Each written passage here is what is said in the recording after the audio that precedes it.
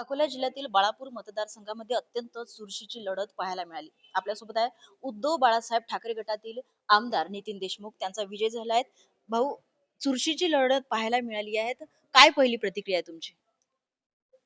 निश्चितपणे संपूर्ण महाराष्ट्रातले मोठे नेते त्या ठिकाणी उतरले होते. शिंदे गटाचे 2 आमदार 8 दिवसापासून मुक्कामी होते आणि केंद्रीय मंत्री सुद्धा त्या ठिकाणी तळ ठोकून होते. अशा परिस्थितीमध्ये हा जो विजय आहे, हा खरं तर त्या मतदारसंघातल्या गोरगरिबांच्या जनतेचा विषय आहे.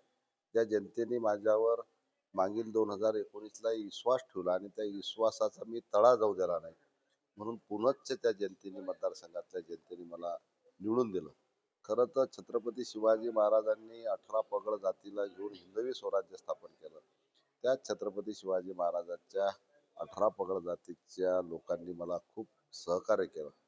त्या ठिकाणी असं पाहायला मिळालं की सर्व घटकातल्या लोकांना, मग तो हिंदू असू द्या, मुस्लिम असू द्या, दलित असू द्या, या सर्व लोकांनी प्रचंड मताधिक्याने मला मतदान केलं. पहिल्यांदा असं त्या मतदारसंघामध्ये चित्र पाहायला मिळालं की दोन समाजाचे मोठे उमेदवार असल्यावर त्या समाजाचे मतदार जनता ही माझ्यासोबत ताकदीने पाठीशी उभी राहिली. दोन माजी आमदाराविरुद्ध म्हणजे तुमच्या विरुद्ध उभे होते. काय नेमकी रणनीती आखली होती तुम्ही?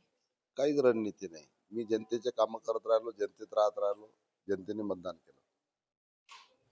वंचितनेही मुस्लिमचा कार्ड खेळलाय, काय सांगाल? ठीक आहे, तो त्यांचा पक्षाचा विषय, ते कोणता कार्ड खेळतात, काय खेळतात, परंतु त्या ठिकाणी कोणतं कार्ड चाललं नाही. आपल्यासोबत होते नितीन देशमुख. अकोल्याहून प्रियंका जाधव, ऑनलाईन महाराष्ट्र टाइम्स.